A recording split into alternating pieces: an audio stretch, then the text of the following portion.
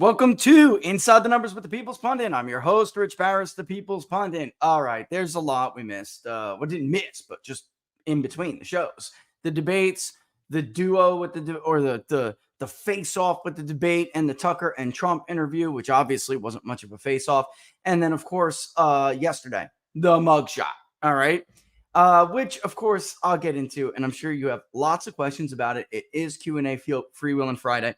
But you may notice the difference in the graphic today. That's because we're going to be spending a lot of time on this. No 1, 2, and 3s anymore. All right. We're just going to get into this in great detail because I'm not sure I can get through the whole crosstab that I built to do this. And I was thinking sharing all these graphics, which, eventually we will go through. But this is the central question of the 2024 election alongside the more philosophical questions. So I'm thinking of when it comes to psephology questions, is the Trump or bust vote, all right, bigger than the never Trump vote? That has always been the most important answer. Now, we know the Trump or bust vote exists, but nobody really studied it, right? There's too much back and forth. Nobody can objectively look at this guy and his coalition and study it. So that's where we come in. We will be doing the Trump or bust vote for several days, folks. Several days. With the slogan, ba-bam, inside the Trump or bust vote. I was at a game yesterday. My kid had a game, so my voice is hoarse. I can barely, I'll get through it. No problem. I'm just telling you. That's why. So if I scream and shriek like a girl, that's why. We all know it exists. Now, even other pollsters are using slogans, all right, without attribution and whatever. Okay, as long as it's being studied. Now, that's not really true. It pisses me off. It does. We made it up. And now people are just, he actually used that quote in an article. He actually gave that as a quote to The Hill for an article on the post. We went over this, that now it's starting to dawn on GOP strategists that if Trump is not the nominee, they're going to get crushed. Let's do a bird's eye view of what it looks like. Now, we're going to have to stop with the Trump-DeSantis narrative going forward in the future.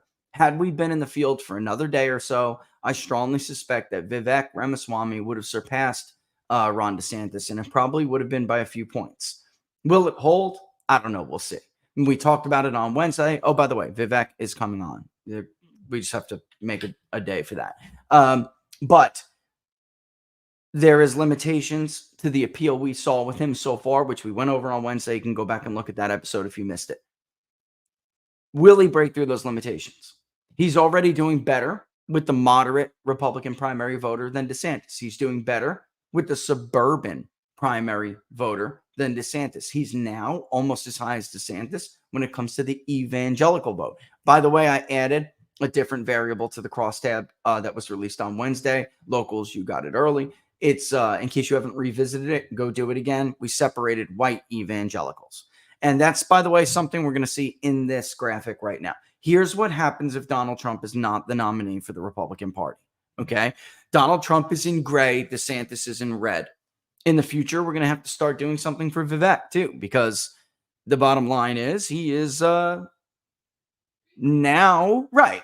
I don't even know. There's only one top tier candidate. I don't mean that as an insult to any other candidates. It's just the truth. There is significant underperformance when it comes to Donald Trump, versus other Republican candidates. It's not just the Trump or bust vote, which we're going to talk about, because as we'll see, the Trump or bust vote is really diverse. In many ways, it's very diverse. It's not what the media would portray to you as the Trump or bust vote. It's actually, is it more working class than not? Yeah, but it's so much more than that. And you can see that when you look at all these different support groups in these hypotheticals against Joe Biden. This is comparing Trump and DeSantis versus Joe Biden. The chart below compares the share of support among key demographic groups for Donald Trump and Ron DeSantis in hypothetical elections against Joe Biden. Overall, Trump outperforms him significantly by about 6 points at this point. Males, females, whites, blacks, and by the way, Hispanics too. I just didn't add them. High school education or less, not just white, all. Some college and associate is a major underperformance. That's a major problem for anyone not named Trump, because some college and an associate degree can be like 30 something percent of the electorate. It's a huge Republican vote, along with no college degree at all. It's a massive Republican vote, and you have to run up the margins with them to offset losing post grad significantly and losing probably college degrees, 4-year college degrees, by hopefully for a Republican a few points. Otherwise, if you don't keep that at least relatively close, you would have to win the other two groups overwhelmingly, which it's not just about winning them overwhelmingly, which is the whole point of this conversation of Trump or bust. You have to bring them out. Wait until you see the impact of some of these groups in states like Wisconsin, in Georgia. So for all these idiots who think that Donald Trump costs Republicans Georgia and Donald Trump costs Republicans Arizona, I would bring you down to the area. Look at the urban vote share. DeSantis is in the mid to low 20s, where every other Republican always is. Donald Trump is routinely in the low 30s, 30 something in the urban centers. You have got to get more of the urban vote so you don't get crushed. The truth is, Republicans lost Arizona and Georgia, and they're not lost, but the reasons why they are competitive now when they should not be, and Democrats have had recent success more than Republicans, is simply a matter of the share of the urban vote exceeded half of the state's vote share. They are now in Georgia 60% of the vote or more. In a state like North Carolina, for instance, where Republicans have been holding on, that vote share is only 42%. It really is that simple. And the slide in suburbs, that's fine. As I've showed you in the past, I'm not going to put the graphic up again when it comes to Arizona and both Georgia. Republicans have been declining in share of suburban vote, and it really had nothing to do with Donald Trump. It's been going on for a while. The suburbs are getting more educated and less white. And until they break into the less white working class vote in certain in certain working class burbs, some of those burbs will continue to go for Democrats, even though they're not as educated as their metro exurb neighbors, or I would say comrades, whatever you want to call them. All right, so, and then of course, even in rural, look at the underperformance in rural America. Trump is already at 60% this early. Republicans always underperform in rural America. Our final Epoch Times poll, which had Biden up by 4, and a final national poll, which had Biden up by 4, just by the undecided, just allocated, still only had Trump at like 56%. Republicans always underperform in rural America in the polls. Always. And Trump is already exceeding that vote share that he had going into 2020. I'm talking about the eve of the election. This is not as tight of a likely voter model. If it was, his vote share probably would be closer to 64, 65% in rural America, which is incredible. That's 10 points higher than where he was. Forget about this early. White evangelicals, significant underperformance as well. Evangelicals, about the same percentage point underperformance as white evangelicals. Conservatives, that's a disaster, and everybody knows it. Trump is well into the 70s, on his way to 80, and DeSantis is in the 60s. And we've seen the same. I didn't need to put up. Ramaswamy deserves to be put up here because he is very clearly now, if not second place in the averages, he's in second place in the momentum. DeSantis, after that debate performance, it's over. It was always over. It was over. Lawfare aside, it was over. But now it's really over with DeSantis looking around to see who raised their hand and who didn't. Vivek was the only one. Listen, I don't know whether it's legit or not. I'm not here to tell you that. I'm here to tell you the impact and the political implications of these things. Him looking around like a befuddled, fool. Who's putting their hand up? Who isn't? I guess I'll put my hand up now since everyone else did. It's just not leadership. And it confirms the worst thing you could do is confirm or affirm a voter suspicion of you. And for the last time, you simpletons on Twitter who think you're campaign experts, you think you're all campaign managers, you're nothing, you're nobodies. You're not even real podcasters anymore. Never hype expectations. Wait until he campaigns. Wait until he announces. Wait until he campaigns. Wait until the first debate. He's going to have such a great debate night. Planting a Fox News focus group that is literally filled with people who work for the Koch brothers or the Koch family now, and all other never Trump, DeSantis, never back down acolytes that you got Fox News to put on and pretend is a real focus group panel. Everyone else's focus group thought Vivek won the debate. Only Fox News has thought DeSantis had a good night. He had a horrible night, and everybody knows it. And the only takeaway from the entire debate will be that hand-raising moment. That will be it. Debates very rarely change trajectories of a race. Something big needed to happen. DeSantis needed a monumental, historic night. It didn't happen. He will continue to fall, and Vivek will continue to rise. That is my prediction. But even though it won't matter because Donald Trump is so dominant with these groups, it simply doesn't matter. All right. Let's get into this because, wow, it's already 12:14 already.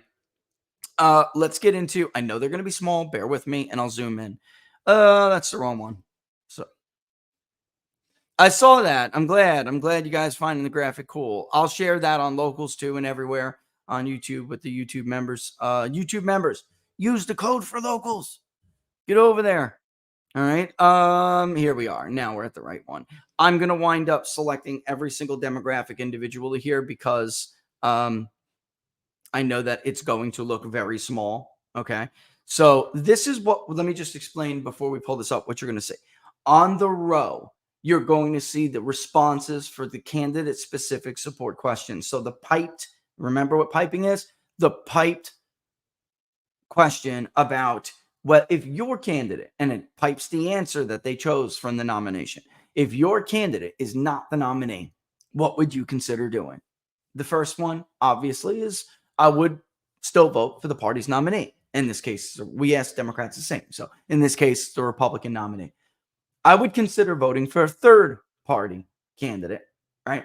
Or no, I would vote for the party's nominee. I would vote for the Democratic nominee or I would consider voting for the third party nominee.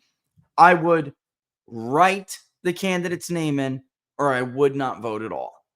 For a long time, we've been asking this for months. And the share of Trump's vote that says I would not vote at all has, it started like 13%. Remember, 12, 13%. Then it just continued to rise and well exceeded 20% the last time we polled. Somebody suggested, and I think it was someone on locals, Laura, figure out who suggested that because they deserve credit. Said, Trump won this write-in election out west. I hear a lot, there's all this stuff going on we were talking about. And there are people who were flat out telling us in polling interviews they would write his name in. So as we were discussing this, somebody suggested, why don't you add the write-in option? I loved it. And as it turns out, if you give these Trump or bust voters a choice, I would not vote at all, or I would write in Trump's name. The overwhelming majority of them opt for writing his name on the ballot. There's still, and you'll see 4 or 5% who say they wouldn't vote at all, but there are a lot of people out there who still want to vote in other races. So when you say I would write his name in, you're giving them the opportunity to say, okay, I guess I get to vote. And if there are some ballots that don't have that ability, I swear to God, these people will just write it in the box. I kid you not. They're not joking. And before we get into this, let me just say, any pollster who doesn't believe the voters will learn a painful and tragic lesson, as I did, and I will never disbelieve them again. Oh, we weren't wrong in the race, but we looked really stupid. We had a Trump +5 in our second to last poll in Ohio. I did not believe these voters in southeastern Ohio and in northeastern Ohio. I'm just like, this is Obama country, which we're going to talk about in a bit. I just didn't believe that. And at the end of the cycle, when we did the final poll, which was a few weeks later, I think like 2 weeks later, we basically assumed or made the assumption a lot of these Obama voters may just not vote. Anyway, brought it down to like a Trump +3. He won the friggin' state by 10 points. So I'll never, there are a couple of lessons I've learned like that in my career. I'll never disbelieve people who tell me something and then it's so significant. This is the thing. When it's this significant, you better listen. All right, let me shut up and just get into it. Okay. And I will zoom in a little bit and then I will also use only one, meaning only one block. So everybody else gets out. There's race, there's party, there's age, there's gender, there's employment, there's income, age detail, marital, parental, religion, evangelical, which is separated from the area and region. Let's first, this is race. I was going to move them around. It doesn't matter. We can just kind of shift them as we want.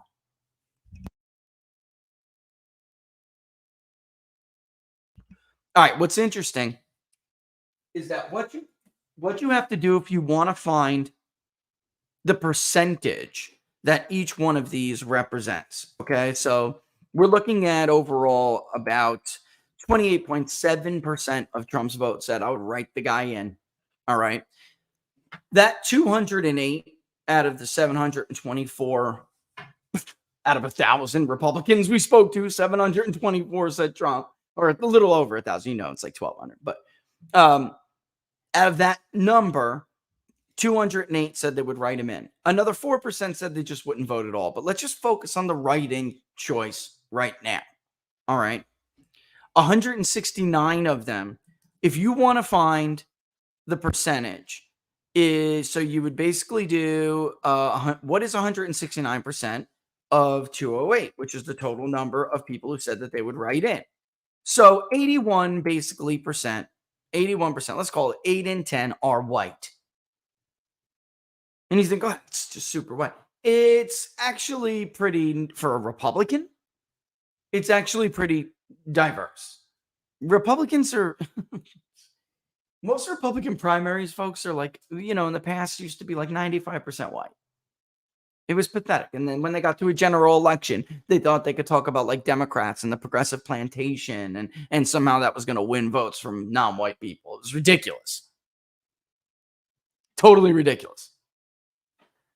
So then 24% of Trump's Hispanic vote said they would write him in. 37% of his black vote said they would write him in. And the rest are so small, we don't have to get into it. But as you can see, even his Asian vote is overwhelming.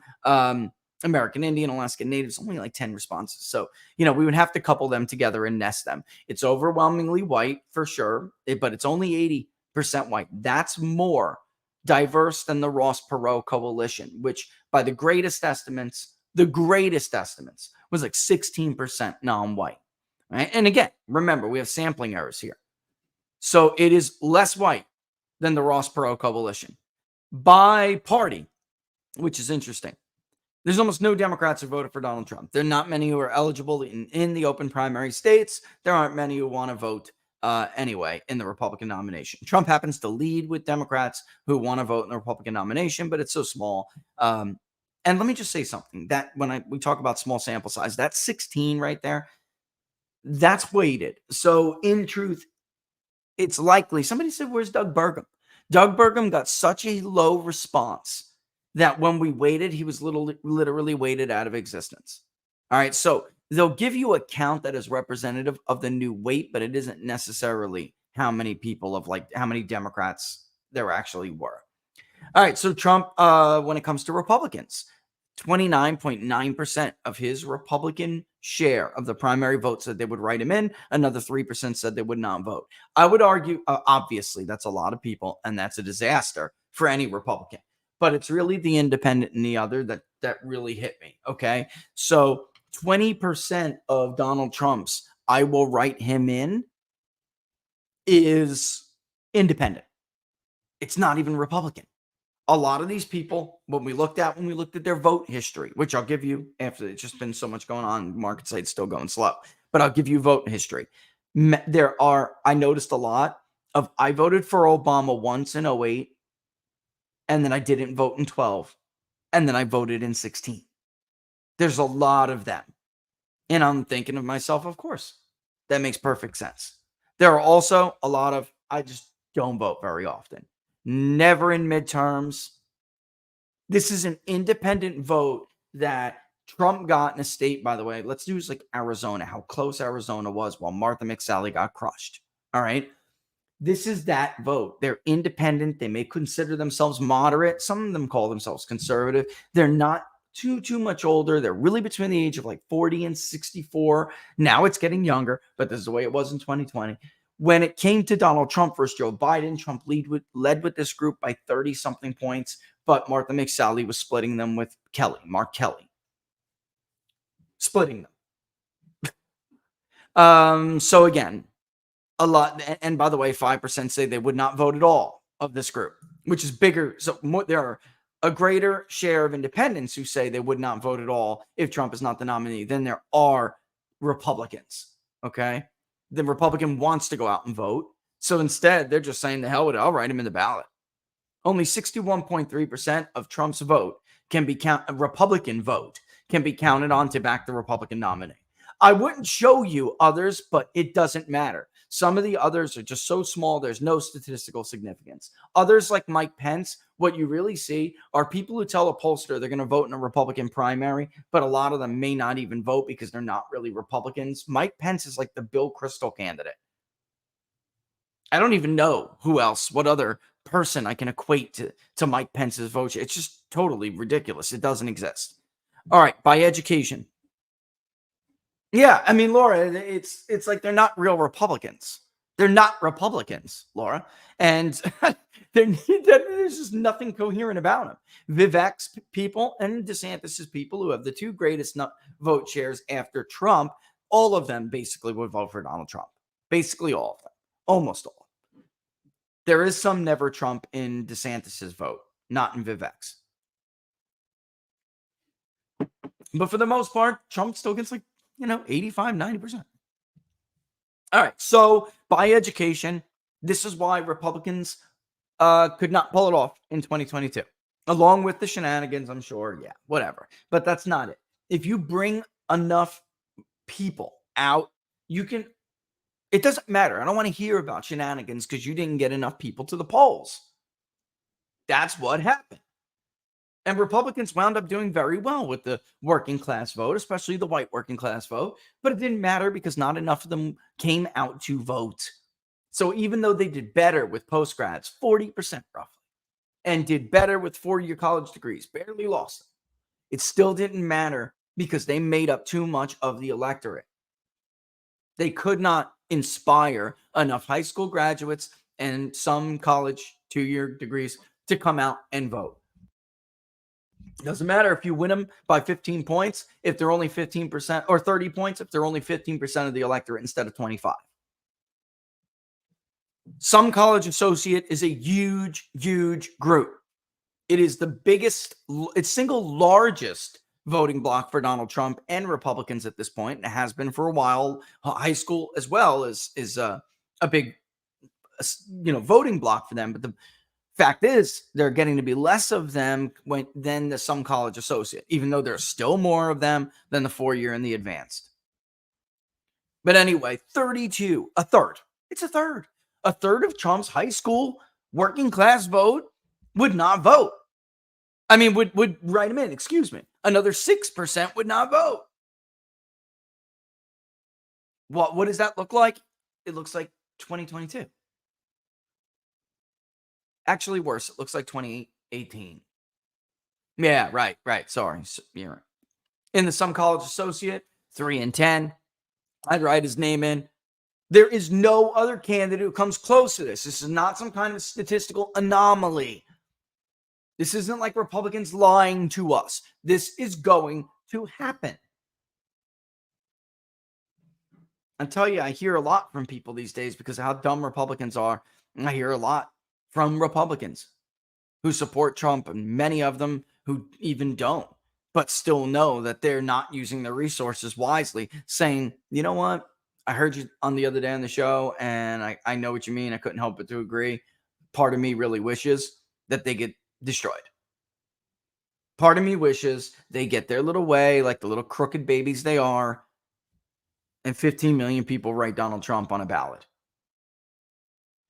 and watch them go down in a blaze of glory.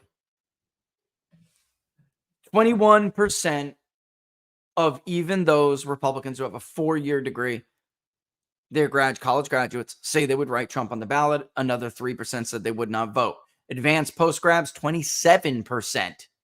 It's funny thing about this section of advanced and post-grad Republican voters, there's a subgroup of them that just is actually pretty diehard Trump. Now, obviously, they don't represent the general electorate of a post-grad advanced degree voter, but among Republicans, there is this intense support among certain highly credentialed, advanced credentialed Republican voters. All right, let's move on because it's already 12:29. By gender, which I should have put in the front and I didn't, and I just didn't move it afterwards. 30% of men said I would write him in. 27% of females said I'd write him in. 4% of females said I will not vote. 3% of men said I will not vote.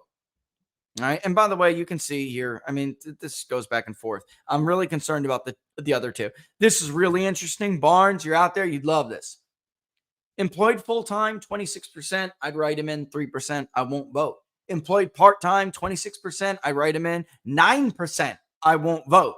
Unemployed but looking for work, 12%. I won't vote. 24%. I'll write him in. Unemployed, not looking. I gave up on the American dream. I'm depressed. 13%. I won't vote. 35%. I would write him in. Disabled, 2%. I won't vote. 36%. I'll write his name on the ballot. Students, 62%. I write his name on the ballot. 17%. Stick it up your butt. I won't vote. Retired, 2%. They vote. So only 2% say they would not, but 32%, about a third, I'll write his name on the ballot. Why is this one particularly important? Because the economy will be a big deal. And because Republicans, when they have a good election, they win full time, they do well, maybe part time and looking, but that's it. And then they need retired to carry them. It is not normal. As we showed you with the Trump v. Biden rematch numbers we just came out with, it is not normal for a Republican to be doing that well with disabled and unemployed people. And Trump is killing it. That's something Republicans have long wanted to do, and they've not been able to. They failed. What a shock. Under 30%. 4%, I won't vote. Under 30K a year. Sorry. 4%, I won't vote. 31%, I'll write his damn name on the ballot. 30 to 50, getting to the heart of the Republican Party. 6%, I won't vote. 26%, I'll write his name on the damn ballot. The heart of the Republican Party, 50 to 100. 3%, I would not vote. 30%, I'll write his name on the ballot. $100,000 to $200,000 a year, only 1% said they would not vote, but 23% said I'll write his name on the ballot. 40% who have $200,000 or more a year in income say they will write his name on the ballot. Another 4% say I will not vote. Starting to see a pattern here. This is really cool. Let's look by age. And we'll do both age and age detail. Then we'll take a break and we'll come back. And I'm going to show you graphics to show you what this means as we go through this.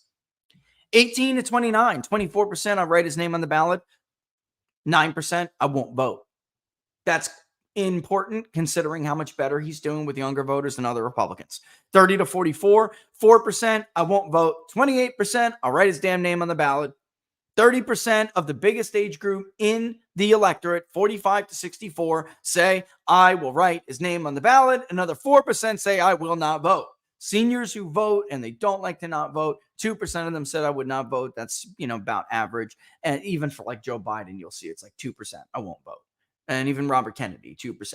The problem for Joe Biden is Robert Kennedy's vote, at least 30% are seriously considering, 40 actually, I'm sorry, close to 40% are seriously considering voting for Donald Trump.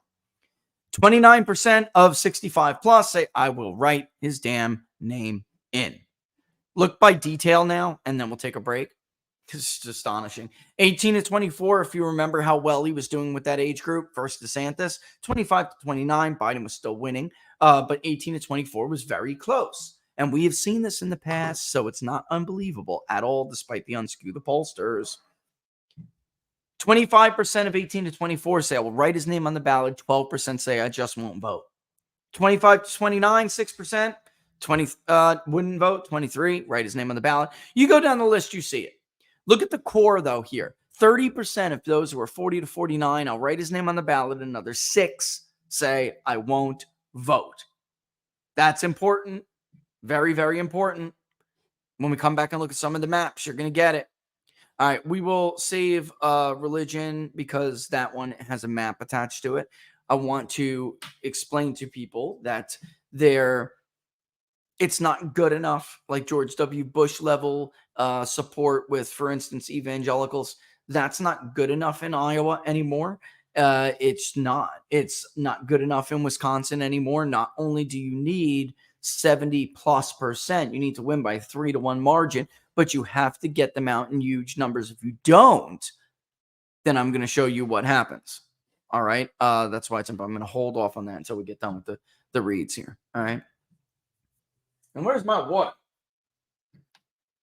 I see Laura's already gathering up your questions, right? Listen, folks. By the way, 4 Patriots has a fantastic solar water filter. It's awesome. You should throw it in the basket next with little treats you get. But that's not what I want to talk to you about today. I want to talk to you about solar generators. I have a natural gas generator, and I still did not consider and don't consider that enough in the event that there is a weather event. Just straight incompetence for our leaders, or something happens that authorities are concerned about extremists targeting the power grid. And just 9 key substations went down, it would knock out power all across the country for up to 18 months. Most of us, our lives would be frozen in time at the moment that the power went out. And that's why we needed one. That's why you need a solar generator. The new Patriot Power Generator 2000X is portable, and now it's stackable, by the way, with extra power, which is super cool. But it's powerful enough to power your phones, medical devices, maybe you and your family have, even your refrigerator.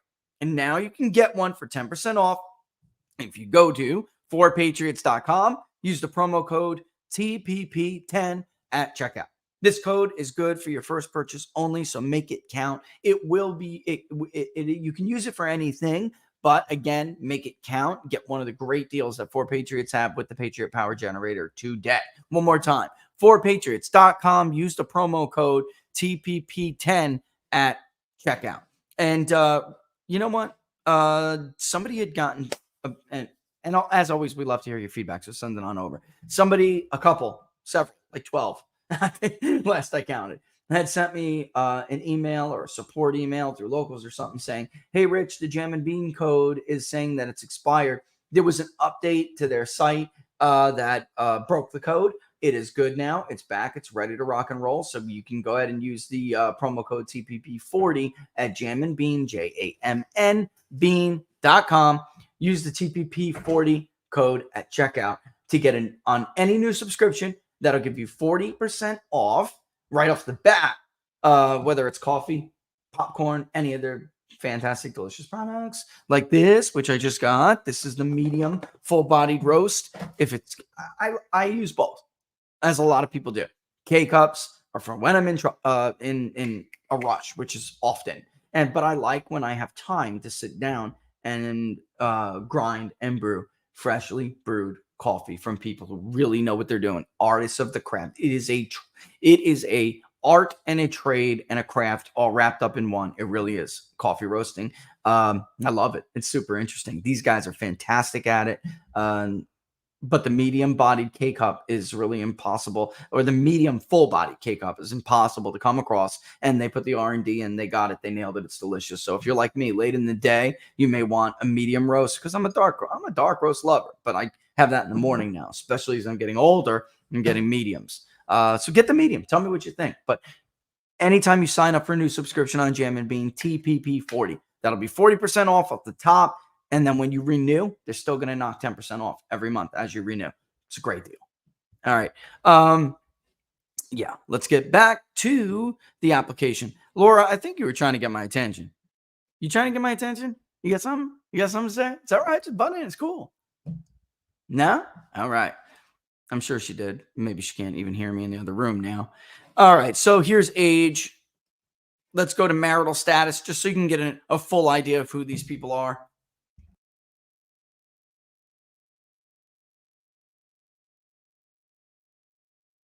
Does anything, how could I put this? What are you noticing about the people, both who say they won't vote, and then also those who say they'll write their name in? Like, there are moments when you see big numbers with key groups, but what I noticed is just how damn diverse it is. Basically, across the board, there are significant numbers for everybody. That's what I noticed. See if you guys are catching on. I'm sure you are. You're a savvy audience. This is not one group. This is not like some NASCAR lover in the South that the media likes to make fun of. This isn't some uneducated hick in West Virginia who's upset, about the new economy. Learn the code. No, this is like everybody. This is post-grad. This is people without a college degree. This is black. This is white. It's Hispanic. It's Asian. It's married. It's widow. It's divorced. It's single. It's everybody. It's all walks of life. It's super diverse for a Republican coalition. It's less white than the Ross Perot coalition.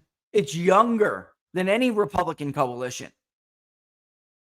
Married, 29%. I'll write his name on the ballot. 3%, I won't vote. Widowed, 38%. I'll write his name on the ballot. I mean, we're getting smaller here, but divorced, not that small. 30% again. I'll write his name on the ballot. And then single, the 23%. I'll write his name on the ballot. 7%, I won't even vote.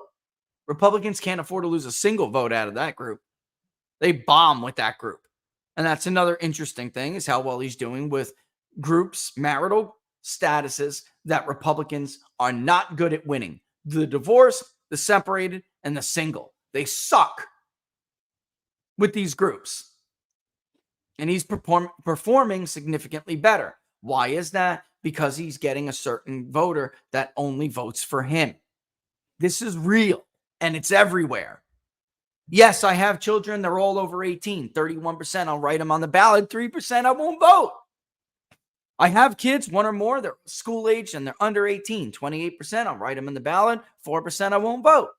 Yes, one or all under 18, but they're not yet school age. 7%, I won't even vote. 28%, I'll write them on the ballot. I don't have kids? No, I don't have kids. 4%, I won't vote. 26%, I'll write his damn name on the ballot. It's across. Do you see how across the board it is? Yeah, some are separated a little bit here and there, but considering some of these groups are much larger samples, which with much smaller sampling errors.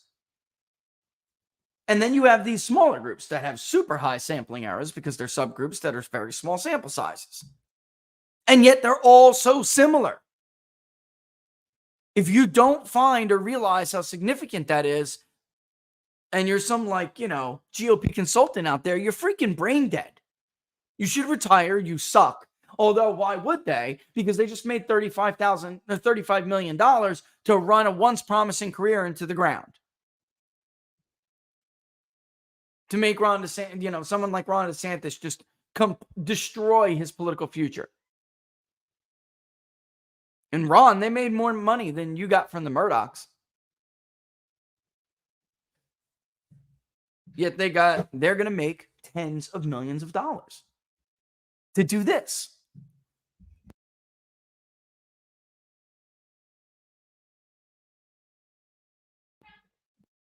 Hold on one second, folks.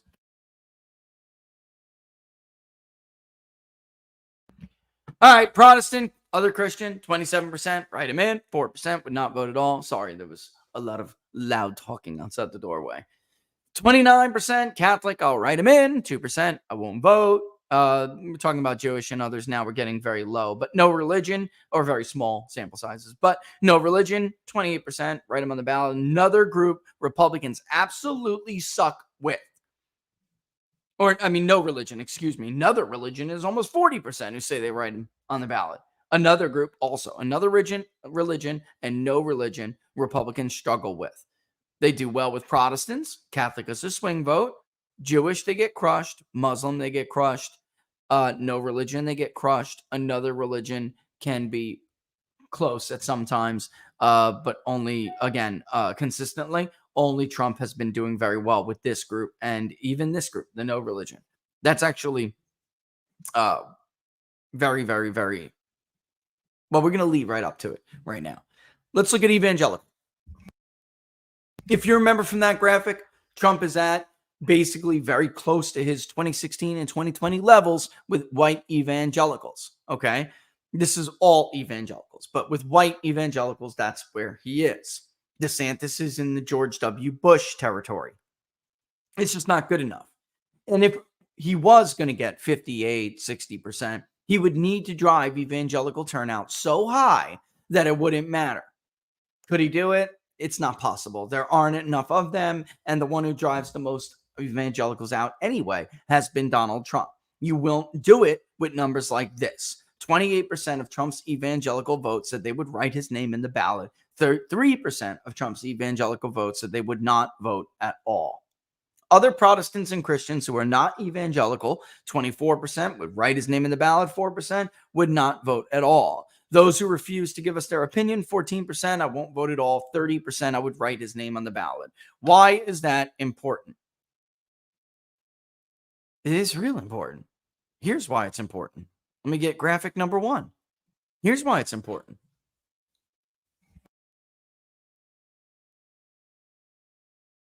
You think Iowa's red? How many of you out there think Iowa is red? It's a red state. Because it's not.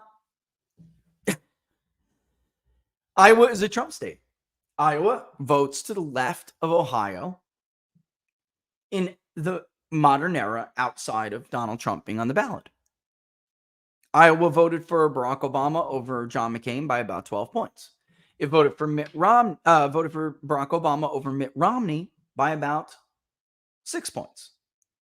In Ohio, it was only 4 and about 3. So Ohio was always closer than Iowa was. It is only in the era of Trump that they're about the same when it comes to the presidential vote. In the 2018 election, without Donald Trump on the ballot, not only did the blue areas you see to the left of your screen right now in the 2012 map, which is the northeastern part of Iowa, excuse me, not only did you see those go back blue and Democrats take back those congressional districts, but they actually did significantly better in both the southeast and the southwest. Republicans should basically have all 4 of those congressional districts. And they didn't. And they lost because they suck. And then they needed 2020 with Donald Trump on the ballot again to get those districts back. Why is it important? Even though Iowa is white, we're talking about evangelical votes. We're talking about different areas coming up. And all of these votes that are going to be missing is going to matter quite a bit. Let's just go over this real quick. With 31 pivot counties, Iowa has the most of any state that voted for Donald Trump in 2016 and Barack Obama in 18 and 12. And you can very clearly see how it's not just, more conservative or rural areas in the north and in the northeast. Oh, no. Central Iowa, southeastern Iowa is definitely, and then you have the eastern cities area. You can see that's very clearly blue. Donald Trump took that back. The only reason why it's slightly pro-Biden on the exit polls is because of one friggin' county. That's it. Well, it's really 3, but one was really close. Trump almost took. And moving on with these 31 pivot counties, they represent 26.11% of the statewide population. In Iowa, they have projected the national election result more than 70% of the time since 1960. These kinds of voters matter a lot.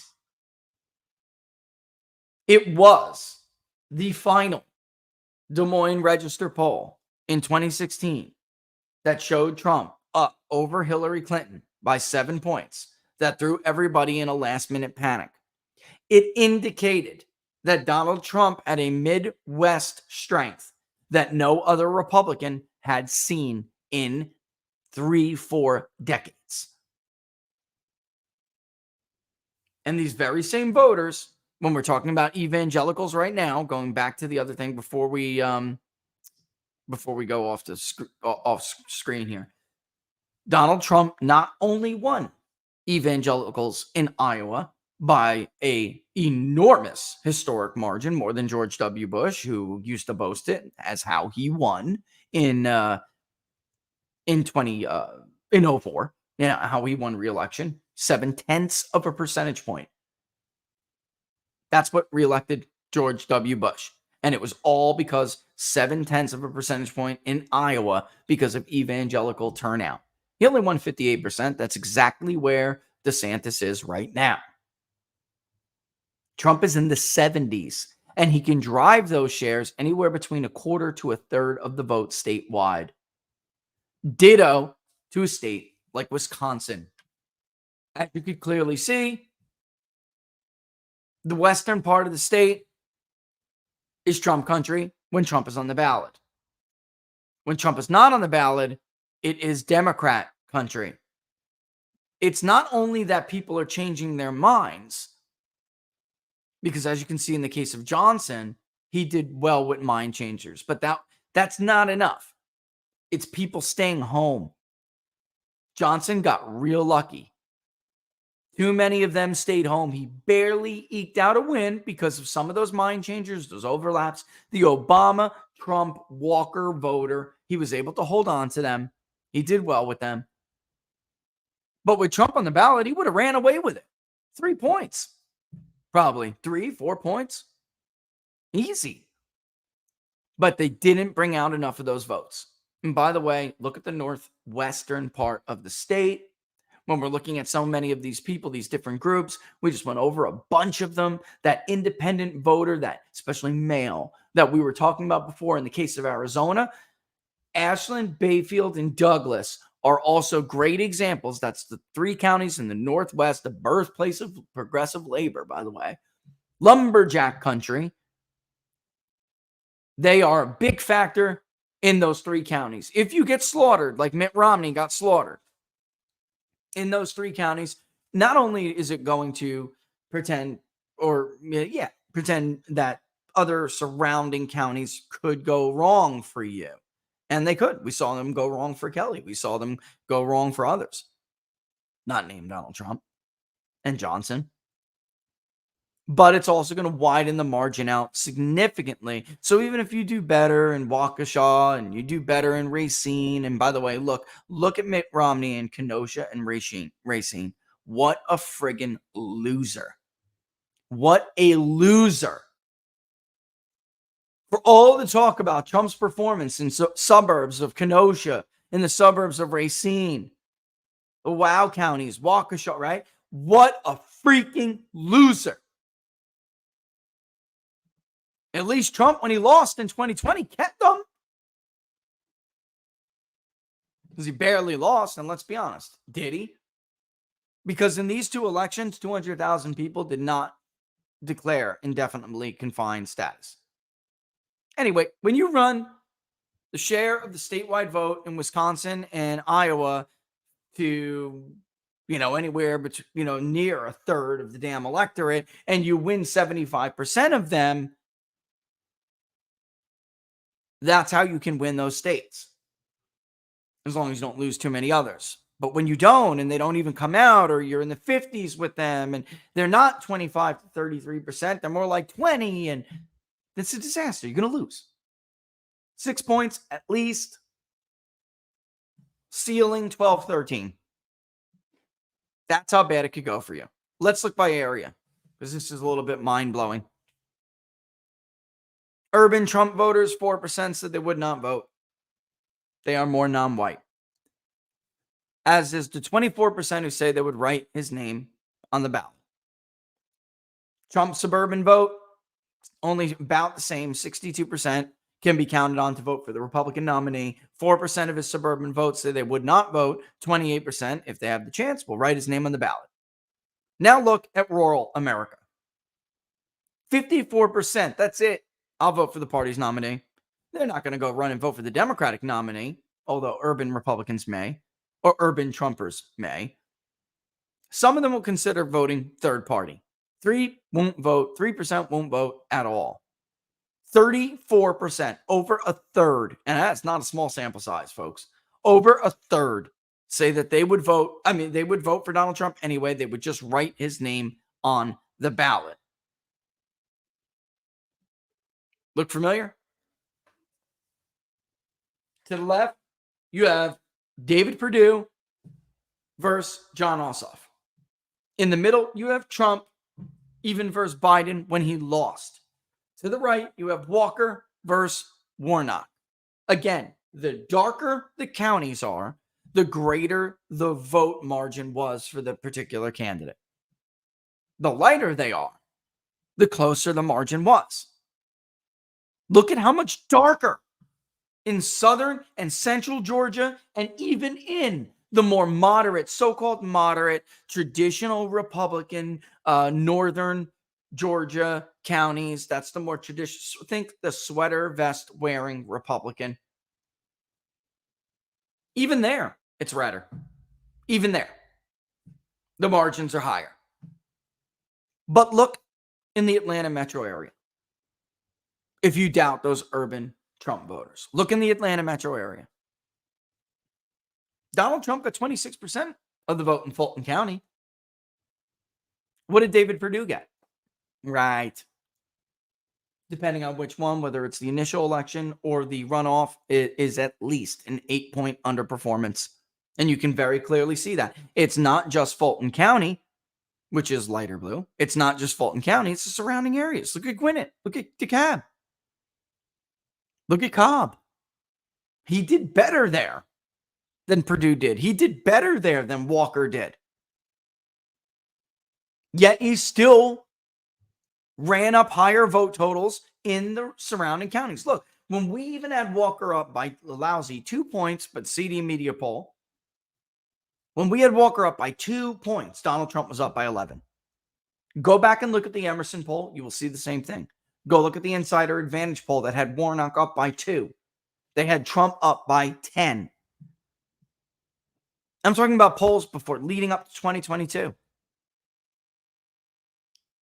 That's how that goes to show you how ridiculous the narrative was, that it was always like Trump's fault and his candidates were bad candidates, like as if Mitch McConnell letting, Walker get outspent 200-1 or some ridiculous margin didn't have any play in that whatsoever. But when it comes down to it, at the core of it, it's that this guy gets out a vote, nobody else gets out. Republicans could have a coalition that is the most powerful coalition the modern era has ever seen.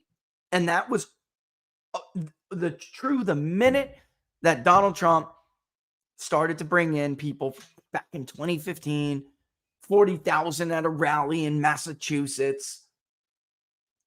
All they ever had to do was embrace not just him, but them.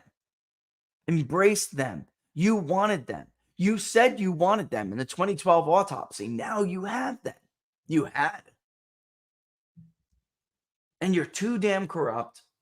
You're too damn cowardly. And you're too damn stupid and incompetent to see the opportunity for what it is.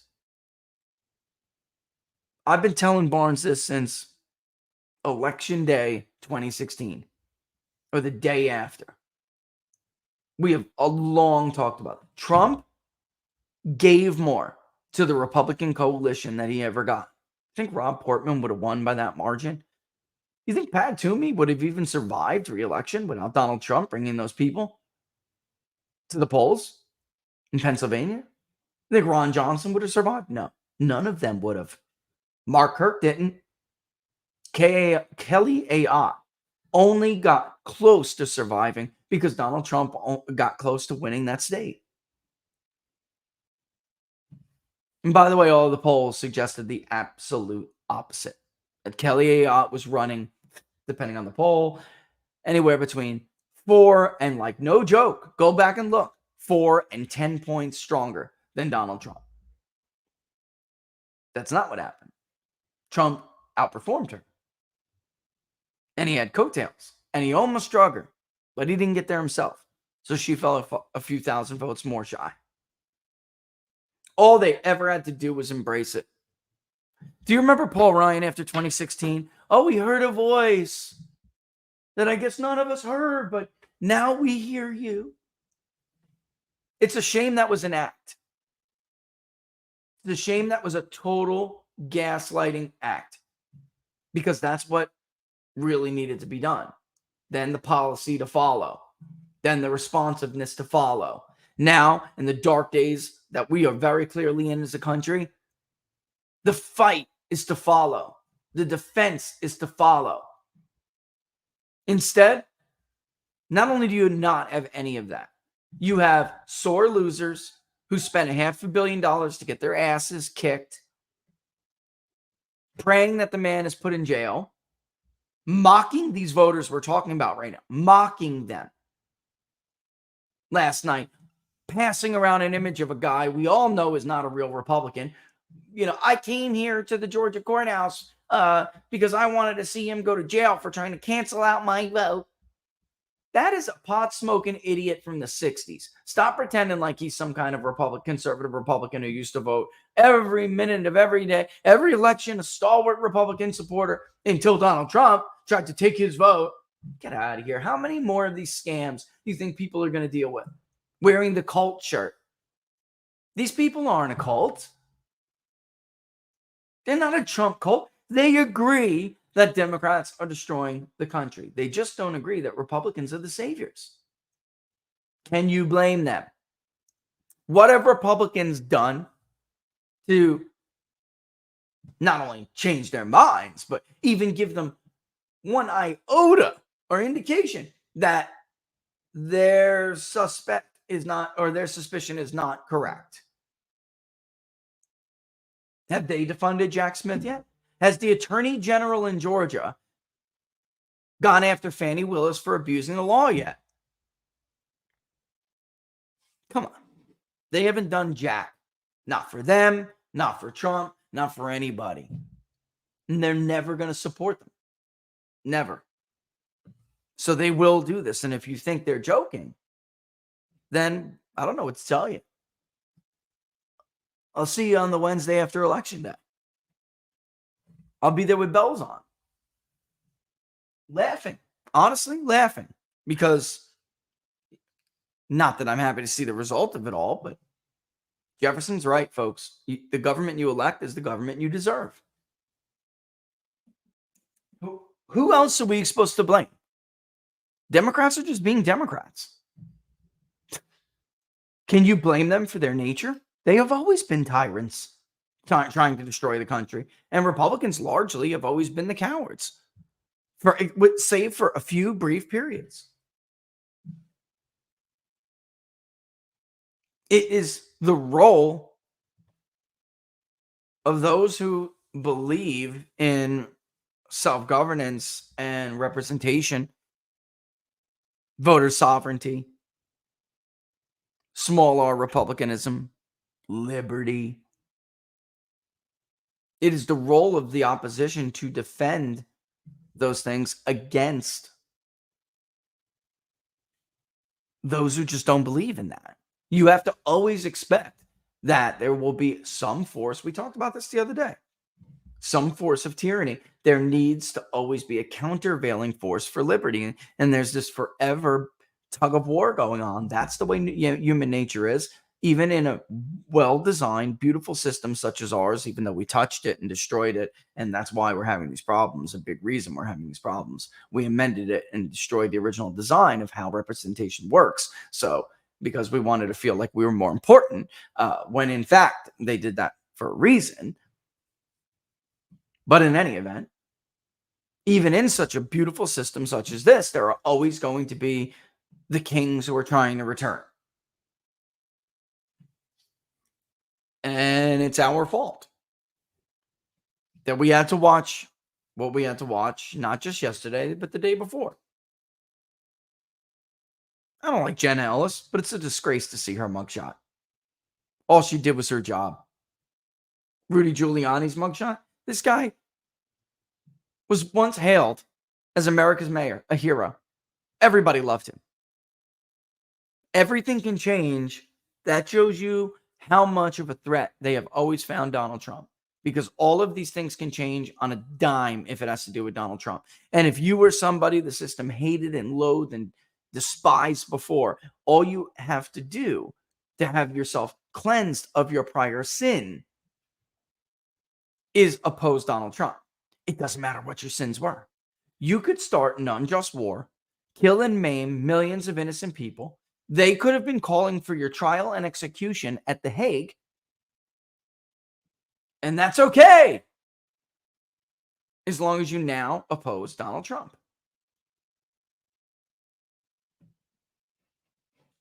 Why on earth would these voters find any reason to come out? They wouldn't. They just wouldn't. Let's look by region. Across the board, right? Incredibly. And then, the Northeast is a smaller, sample, but I was thinking back to, of course, Trump and any Republican is going to get crushed in New York, even though Lee Zeldin got really close to beating Hochul. But again, that's a gubernatorial election. But if you really look and go back and objectively look at the Biden versus Trump performances in a state like New York, for instance, he did worse in places like Clinton, but he did better in the 5 boroughs. And go look at his vote share in the 5 boroughs in Kings County, for instance, compared to 2016, compared to any other Republican. There's also Maine. We can look at because I'll show you the map here in a second. Let me get to my dashboard on Data Wrapper. I haven't showed you guys this yet. I know we're going to get close to, Laura's going to kill me if I don't start hitting up questions soon. Whoa, that's a lot of chart views. That's cool. I don't know why I even did that. I could find it probably. Let me see if I could just find it on. Yeah, because that's a really big map, and I don't want it to slow everything down. Did I not share it? Laura, where did I share the national map?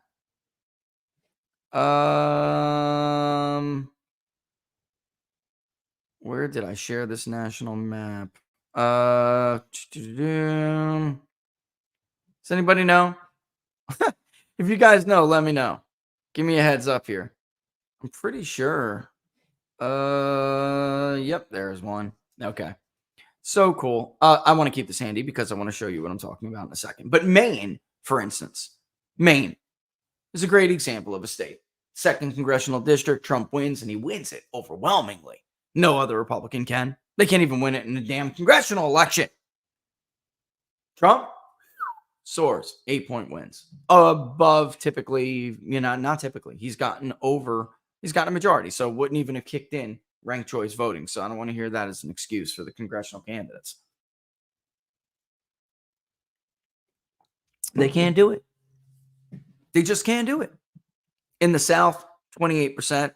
I'll write his name in the ballot, 4%. I won't even vote. See, that's a problem. That's a real problem. That is a real problem. All right. In the West, 5%. I will not vote. 30%, I'll write his name in the ballot. The Midwest, 2%, I won't vote, but 26%, I'll write his name in the ballot. It's a problem. It's a real problem. And think about these demographic groups. We were just talking, we just poured over. That's a real problem. You're not going to win Ohio. You're not. You're not going to win Iowa either. I know you got spoiled. I know, this guy that you hate to death, he spoiled you. I tweeted yesterday because it dawned on me.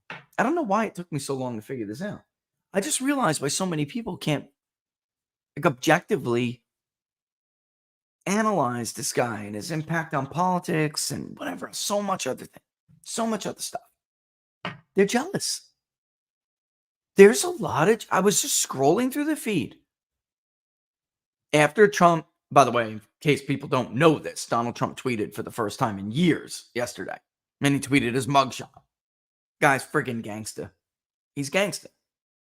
Anyway, I'm scrolling through the feed. And I'm looking at, your typical never Trumpers, your total anti-Trump liberals. And I'm looking at everyone's defending him, saying what they're saying. It's a gangsta move, dude. Let's be real. You would be trying to find some place you could run and hide. If you were Donald Trump, most other people were Donald Trump, you'd be broken by now. Broken. And instead, the guy smiles, carries on, tweets his own damn mugshot. The ultimate troll, kiss my ass, Fannie Willis. The ultimate troll. He is, I'm coming for you anyway. His son goes, hey, deep state, coming for you, administrative state. These are gangsters, man. These guys don't fold under anything. And I don't mean gangsters like crooks. They are tough cookies. And it dawned on me looking at some of the criticism. These people are jealous. Even Barack Obama himself was jealous of Donald Trump. In 2012, by the way, they were never worried about Mitt Romney. That was a total psyop. Don't elect Rick Santorum. I hope you elect Rick Santorum because, we want to run against Romney or, we don't want to run against Romney. Excuse me. That was a total lie. They wanted Romney because of Obamacare. It was the easiest person to run against when it came to the number one issue of Obama's presidency that plagued him, or one of at that time. And that's not who the White House was afraid of at all. They were afraid of Donald Trump. There had already been rumors that he would get in, and they were terrified that he would win because he was a celebrity, that he would win some of these people who, because Barack Obama himself just admired Donald Trump and was jealous of him, that he's not an A-type personality. He would lament, routinely lament, like, I'm a B-type. Like, why am I such a beta? And why don't I I want my name to be known like that. I want my name to be in gold. I want to be like a real man. Like, he's a real man and he has man swagger. Like, why am I such I want to say that word out loud. Why am I such a beta? Let's just call it that. It's true. It's a great book, by the way. You guys know what I'm talking about. But it is true. And as I'm looking at this stuff on Twitter, I'm thinking, this is whether they know it or not. And I'm sure some of it is very conscious, but a lot of it, no doubt, is subconscious. They don't realize that they're haters. They're jealous. They're envious of various things that he has, whether it's success and money or his lifestyle, or it's his ultra hot wife, or it's a beautiful family, or it's what I think a lot of it comes from jealousy over the love that he gets from others. He is, they overlook how much hatred he gets.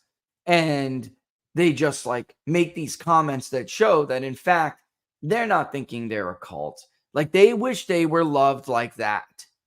But they're not loved like that by anybody, let alone an entire movement with the support of his family. And no matter what happens to him, he could be indicted. They could try to put him in jail for 400, 600 years. And no matter what, they still can't help but to be jealous. And he still gets that love. I think a lot of you need to brush up on your Freud because you're doing it. I can see it clear as day. So there it is. We can hit up some questions now. I am going to take a hit of my own vaporizer, which I will not do on air because YouTube hates it. But yeah, I'm looking at some of the comments and it really is. I'm telling you, it really is.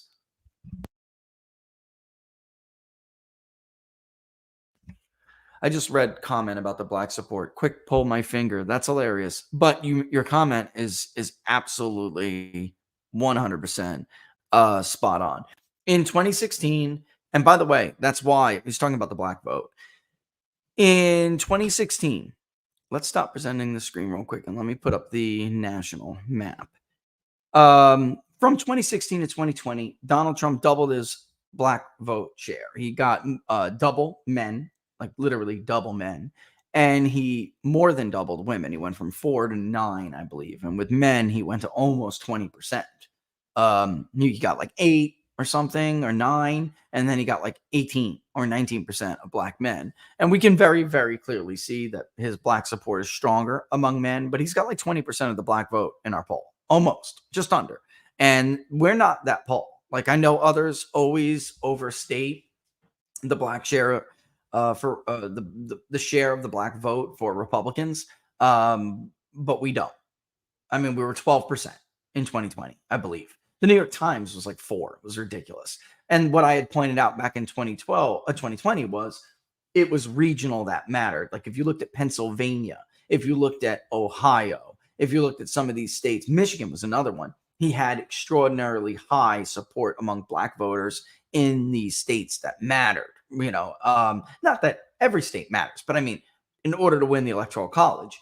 And that came to fruition. What I didn't see is how much of the female black vote he would increase by. And they're always more than black men. So, black men, I think they were 12% in 2016, and black men were 5, women were 7. And then 2020, they were 12 again, but women were, I think, 8, and men were 4% of the electorate. So very different. But if you look at what we're talking about with these voters who are going to write in, let's look at the map. Look at where they would come from and think about the implications of what that would mean in a general election. Look at Michigan. Look at the state of Michigan. Look at Ohio. Look at Pennsylvania. Do I need to zoom in? I'll friggin' zoom in. Look at this. Look at this. He is, of course, dark red. It's everywhere. Online. I went right to what are the odds? What are the odds? I went right to it. That wasn't even intentional. I didn't go to the UP, baby. I went to the suburbs. What are the odds? I tried hitting an urban or an exurban suburb or, black female. She's only 27 years old and calls herself a liberal. But she makes 30 to 50 a year and has a high school education or a GED equivalent. She's absolutely going to vote for Donald Trump. Single, never married. You know what? I could go into Data Wrapper and we could actually get the answer to whether or not they would vote or not vote or whatever it may be. Give me 1 second and I absolutely will get that for you. Oh my God. This is what I'm saying. It's so prevalent that I just did that and hit one. Bang! Just like that. Bang. I mean, it's everywhere because it's everywhere.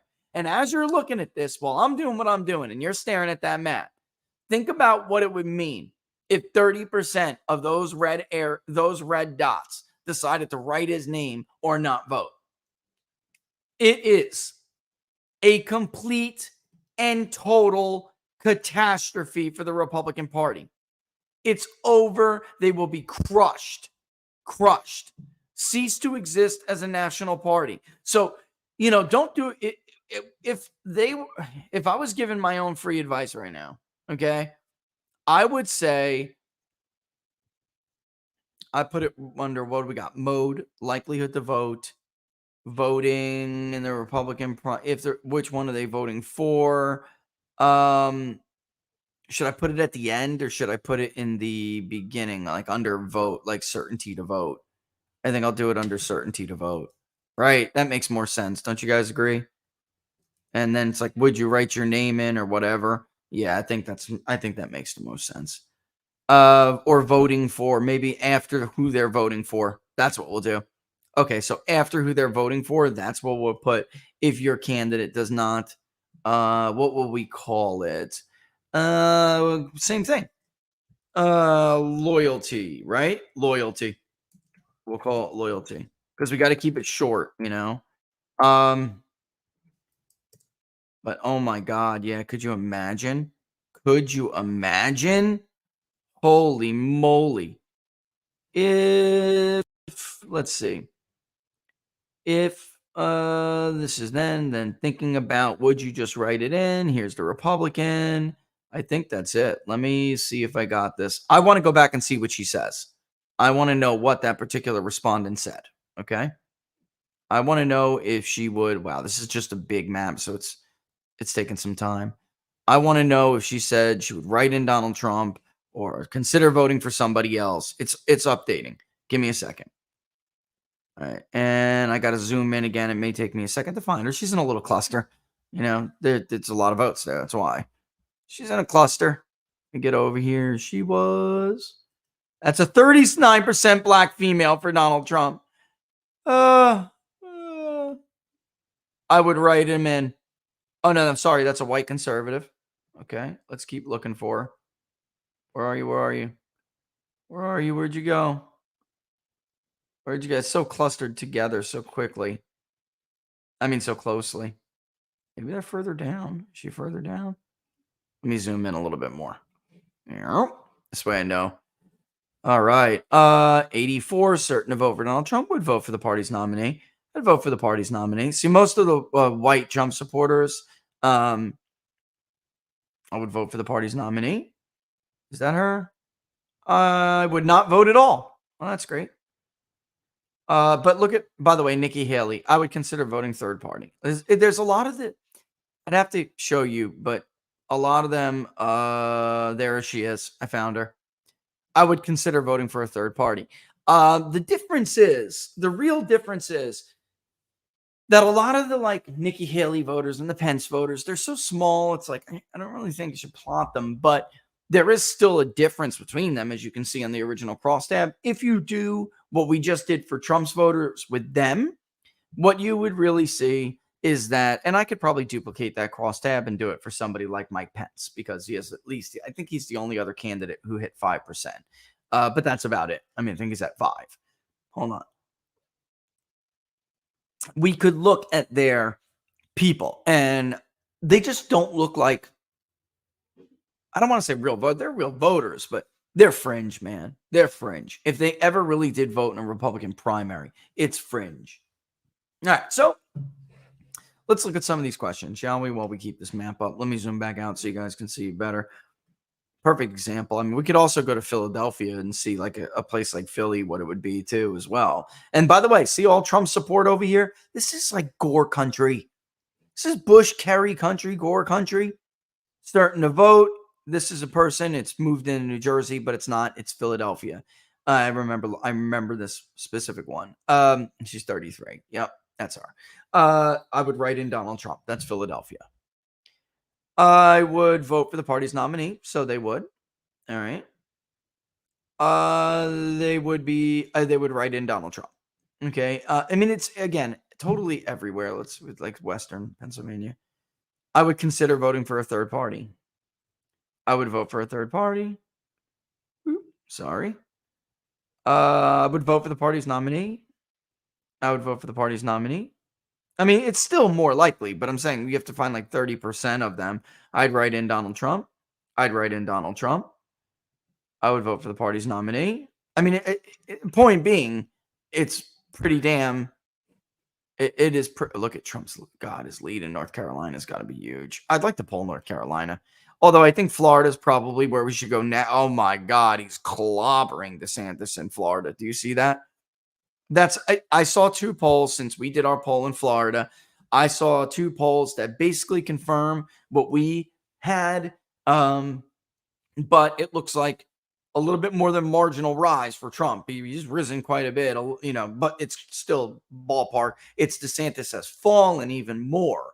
And in one of them, which is Victory Polling, they had DeSantis up at one point, and they had it close when we did not. They had come out with a poll, I think, 2 days before we did. Then Florida Atlantic University came out, and with Florida Atlantic University, they basically mirrored our poll almost identical. Listen, I like being the definitive say, call me arrogant, but after Pennsylvania let me down, and I love you, Keystone, but it's not that they let me down. Oz didn't get his damn vote out. Oz should have won that election. He had a lead. He lost it because vote harvesting was enormous for Fetterman, and he didn't have the operation to deal with it. And without Trump on the ballot, again, the important distinction here. Without Donald Trump on the ballot, you will lose an election you should have won. Anyway, I like to have the last word. in the state of Florida. I know that state like I know my I know the state like I know my own home, I guess is even better. I was going to say something else, but I know where every vote is, and I love polling Florida. It's one of the most interesting states to poll. Love it, love it, love it. So I'd like to do that. If you guys haven't done this yet, go around, go click on these things. I decided not to show. Let me go out and show you what I'm talking about. I decided not to show. Do you remember how it was like +2, plus this, plus 17, plus that? I decided not to do that anymore because people were very confused, even though I was writing it in the same damn thing. And a reporter from a certain paper in Florida actually quoted incorrectly, saying Trump only has a 2-point lead in the Panama City area or something like that. And I'm like, this is incorrect. And I had to email them and tell them it was right there.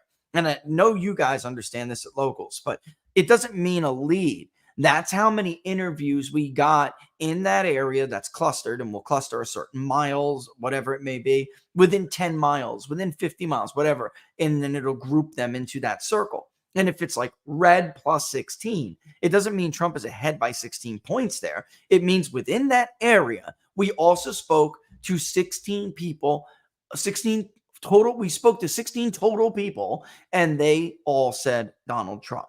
And maybe there are other interviews with other people there, but it always takes the color of the person who has the most interviews. When you click on the bubble, it shows you every single one. And yet people were just misunderstanding it left and right. So I'm no longer doing it. Maine, by the way. Look at that. I would write in Donald Trump.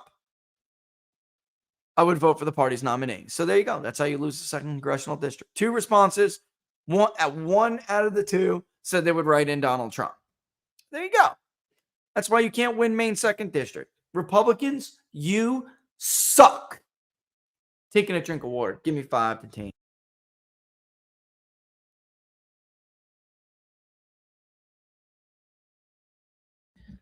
2, Crew Kid, $5. Thank you.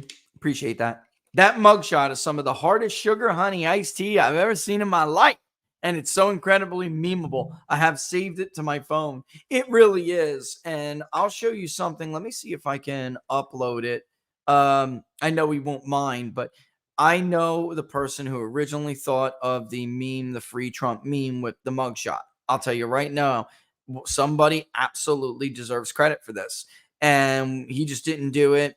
I didn't do it with him. And then I wake up this morning, and because I'm a pollster, even though I do think it is all of our responsibilities, all of us at this point have a responsibility to speak up.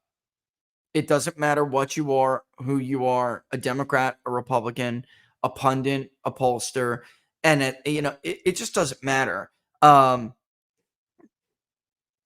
I know that pollsters are supposed to have a position where they are objective, right? You want to be objective. You want to, right? Am I putting this correctly? I mean, you want to remain neutral. So, or at least, that we all have our own views. Of course, that's true. We all have our own views, but there's a point where I don't like the cross. I just don't. And I don't think other pollsters should either. Now, that being said, the free the what's going on with Donald Trump is an outrage.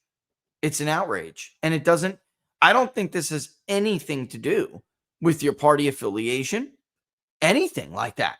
This is about all of our abilities to self-govern. And for me, the biggest question, and that's not even a question, I've already answered it in my own mind. For me, this is about, in the future, no person who is exempt from the influence, pressure, and corruption of the rent seekers, special interests like Donald Trump is. Nobody will ever step forward again and risk their financial well-being, even their liberty, their good name, right? Nobody will do that for you anymore. Not on the right, not on the left. Nobody will ever do that for you anymore. The crooks will put them in jail, and they'll know that. Think about all of the crimes we know. The Clintons, I'm sorry, even the Obamas, they're crooks. But they're not as bad as the Bidens. They just turn like, there's no doubt that Barack Obama did that for Joe. He hated Joe. He wanted Hillary to run. He doesn't like Joe Biden. He thinks he's an idiot. He thinks honestly, if he didn't hate Trump so much, he had no choice. He thought that Bernie would not win. So he had no choice but to back Joe Biden. But he doesn't like Joe Biden. He thinks he's a moron and he thinks he's beneath the presidency. He let him take that money and those bribes in exchange for getting lost and not running against Hillary in 2016. That was his retirement package. That's perfectly normal corruption in the District of Columbia, among our ruling class in New York and Silicon Valley and all around these areas that hate the flyover country. That's perfectly normal corruption. It's dirty. It's destroying us. It's rotting our society. It's rotting our government. It's killing us. But that being said,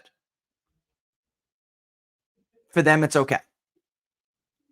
If somebody challenges their ability to do that, set these little retirement plans to themselves, challenges the power of the administrative state, then they'll frame you like they did with Russia collusion. They'll try to subvert a duly elected president. It doesn't matter if it's sedition and treason. Doesn't matter. I mean, this guy is being charged with the very thing they really should be charged with. And it's fake. They'll just fabricate things against you. They'll twist the law so they can prosecute you. Nobody will ever do this again. Nobody will go through it again. Leftists, you better listen up. You'll never get a true Bernie ever again. And Bernie was a fraud. And I feel bad for you if you really believed Bernie Sanders, because I understand some of you in his appeal. Unfortunately, we call him Bend Over Bernie for a reason. He's not the real deal. He bends over for the corporates and the Democrats and the commies and the whatever. He bends over for the media, bends over for the party. Bend over Bernie. He's not your champion. But one day a champion could rise for you. A real champion. A William Jennings Bryan champion. Teddy Roosevelt champion. And if this is allowed to happen, that person will decide, no way. You'll never get that William Jennings Bryan. It won't happen.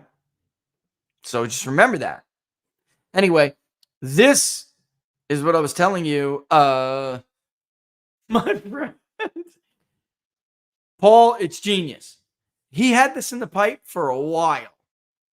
And then I wake up and it says free Trump, make America free again. So when you say it's the most memeable, this is so damn memeable, crew kid. It isn't even funny. I'm telling you, I told Charlie Kirk, Barnes and I have talked about this quite a bit. Martin Luther King was extremely unpopular. He was not a popular figure. Everyone knew about him. Whites thought he was a troublemaker. Some blacks, even though they liked him, they thought, why are you doing this? Why don't you wait for the process? Stop poking the bear. You're going to hurt us with the white liberals who little by little are making at least some gains. They hate. Martin Luther King was hated more than Trump is now, or ever was, by the way. Trump has never had an unfavorability rating as negative as Martin Luther King, who was routinely negative 30 and 35, if you know how to translate the Gallup scoring system into the Likert scale they use now. And yet, when they threw him in prison, when they beat him, when they tried to embarrass him by posting his mugshots, that's when the American people turned. Look at this poor man. Look at the face of this poor man. I don't think what he's asking is that unfair. And I'm not just talking about Northern and Western whites, even Southern whites. Sympathy for the underdog kicked in. Americans hate a bully. They will always cheer for David and the David Goliath story, and they will always cheer for the underdog and the comeback. Trump should absolutely make this about free Trump, make America free again. And there's so much you can spin off of it because, like you said, crew, it's so memeable. It's endless. but should always have that free Trump, make America free again, because you're projecting this as that he is being, which he is. He's being persecuted. This is a way to combat the narrative that he's done something criminally wrong, which the media and the entire corrupt media establishment and, I don't even, the ruling class, the mediocratic party is what I used to call it. But I stopped using it because in truth, Republicans are a part of it. They want to portray something else. Like Mike Pence at the debate is shameless, shameful performance at the debate. He's just a disgusting little, he's such a coward, a sniveling little coward, Mike Pence. All right, let's go to another one.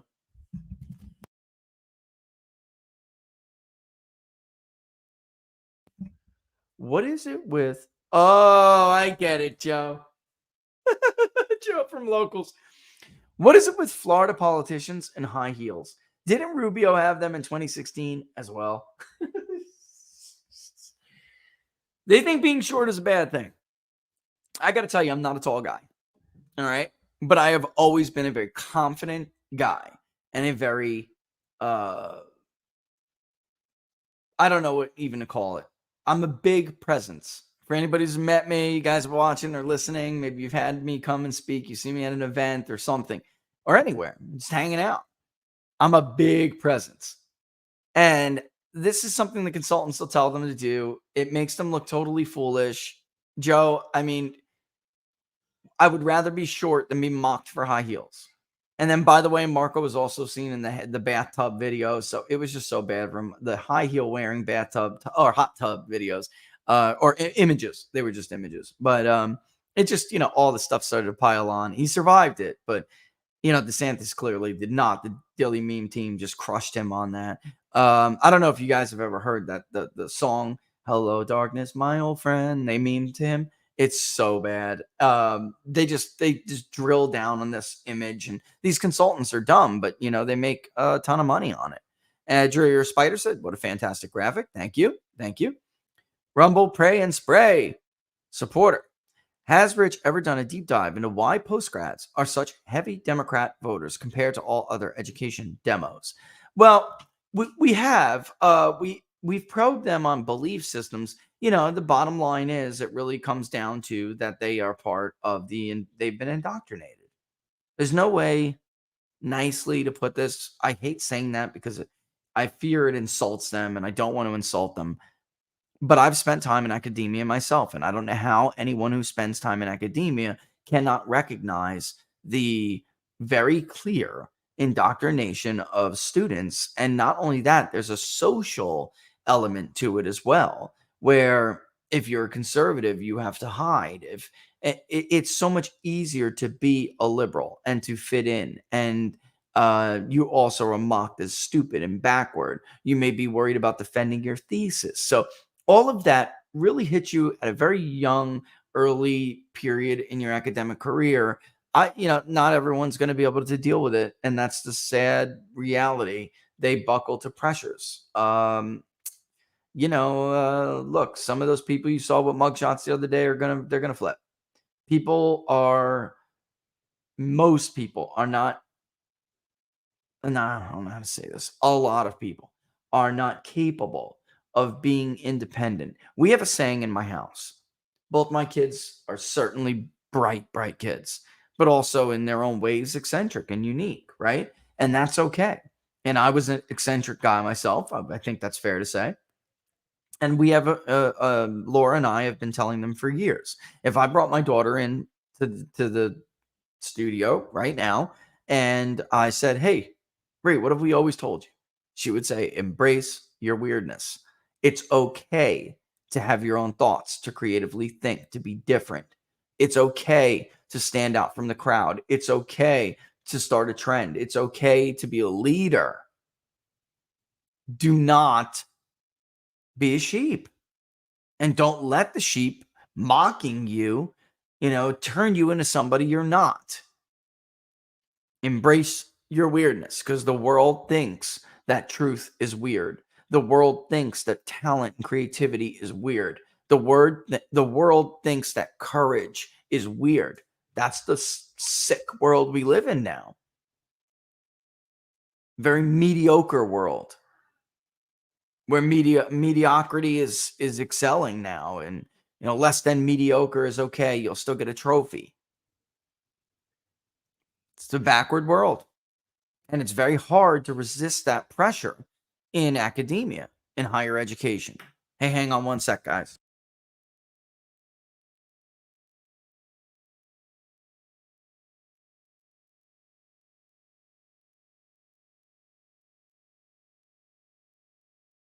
Oh, it's almost wedding time. It's a wedding today. Wedding today. Do you love weddings, guys? For all the nastiness in the world, you have to take a time to appreciate the beauty in it all, right? So I do. I can't wait. All right. Let's see. Is the skepticism in our election so great that the public would accept Republican state legislatures appointing electors themselves? What does your polling say? That depends on the state. What a great question. Okay. Great question. In Arizona and Georgia, they would have. I don't know if I can say the same about Pennsylvania, Wisconsin, and Michigan. Maybe Wisconsin, although they would flip. Democrats would flip. They would flip everywhere. But a lot of people understand in a state like Georgia, for instance, people told us, no, Joe Biden didn't. We just flatly asked people in Georgia back in 2021, do you think Joe Biden won your state? And they said no. And when we drilled down deeper, it was basically that most people thought, I think the number one answer was mismatched signatures, that officials looked the other way while they counted mismatched signatures. So about 35% of Democrats said that they didn't believe Joe Biden won Georgia. So, I mean, knowing that, I'm not sure, the results of a poll asking them if there was widespread fraud or if there was an allegation of widespread fraud, would you support the legislature appointing a different slate of electors? I'm not sure the answer to that would matter because the truth is most normies would know, hey, this election wasn't on the up and up. They know that. I mean, for these polls that come out, the way they phrase these questions, just ridiculous. Most people understand that Joe Biden did not get more votes than Barack Obama. If you think that, you're a friggin' moron. Population growth is not responsible for that change. That's just crazy. As if we all don't have baselines about X number of population growth in the past on average has led to this kind of turnout increase. And in truth, we've had plenty of years where there have been increases in populations, but decreases in turnout. So it doesn't really make sense. It's just that being said, too, NL, I would also say this. I'm not sure I care. And I'm a pollster. The Constitution certainly provided for that. And by the way, Mike Pence, if you were right, then the Congress would not have had to pass a law changing the rules. But it's very clear who the Constitution gives the power to. So, and then state constitutions as well. So sometimes the right thing may not be the popular thing. And in certain cases, we're not talking about passing a gun bill, or we're not talking about do they approve or disapprove of this spending package, which is what I think the role of public polling, one of the roles public polling should be. That was George Gallup's vision too. Like the lawmakers have to know what people support and don't support. But when it comes to things of constitutional matters, like if everyone supported a gun ban, who the hell cares? The Constitution said the gun rights are not up for debate. It's a Bill of Rights. We wouldn't have a national government if the right to keep and bear arms personally wasn't part of the compromise. The Henrys and others, even Henry still didn't love them. the new Constitution, but they would never have agreed. The delegates from New York to Massachusetts would never have agreed without these measures. So I'm not sure that should ever be up for debate. And the few times we have amended the Constitution, we have destroyed our system worse. We've made it worse.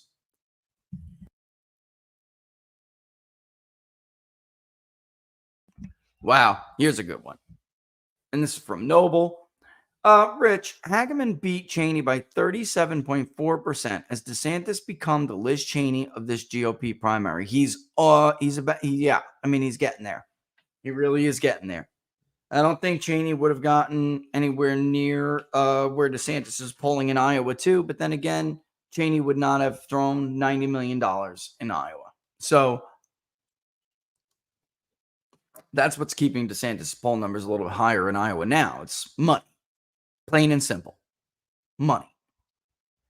It's big donor money. And that's sad because it does show you the influence that money does have. We all know that he's in a total free fall. He's going to get an outsized share in Iowa, even though he's going to lose it. It's not supposed to be this way. Iowa is supposed to be like New Hampshire, small first in the nation contest for a reason. The big donor candidate shouldn't have the ability to buy a nomination. And yet, that is exactly what the anti-Trump forces are trying to do. Gustavo! Thanks, Gustavo. I know you've been focusing on the Trump or bust vote, but can you also describe the demographics and location of the Biden regret vote? Ooh. I think that's got to be a future episode because I don't have anything to like prove what I'm going to say. This poll, I would do it without, and also Gustavo, I would like to look beyond this poll as well because we've done so much on this. There's other data for sure that we can aggregate together and see if there's been some kind of change over time. But yeah, I mean, that's a great question. Let's see real quick if I could pull something up here. Let me get a new, it may take a while because it's so slow, but I could easily put in a crosstab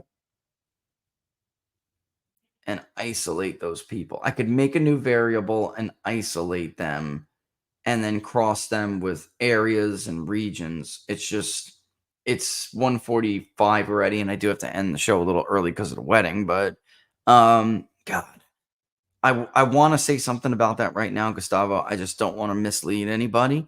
I think you gave me a great idea, though, and we can talk about this as part of the Trump or bust because I actually do think that it's probably going to be some overlap. Now, why? Because they're going to be people who are so frustrated. They voted for Biden to return to normal after voting for Trump in 16. And it's like now, it's just like, I'm done. I'm done. I'm over it. I'm pissed. I'm frustrated. Nobody ever does what they say. Neither party is good. Like, that's a big point to make. That's, let me go to. I'm just going to go to this crosstab. I'm like, it's not going to load up in time. It's going to take too long, and that sucks. But yeah, let's go. While we have some time, we can go around a little bit. I'm trying to figure out how to put me on there. I got to make a new screen where like maybe I'm in there, but I'm like floating around or something. I don't know. But let's look around at some of these. Let's play some of these and see where we're going here. Let me go to, is Alchemer up on here? Because I could probably go right to the state. Let's look at the raw. I'm curious to see what Florida looks like in just the raw.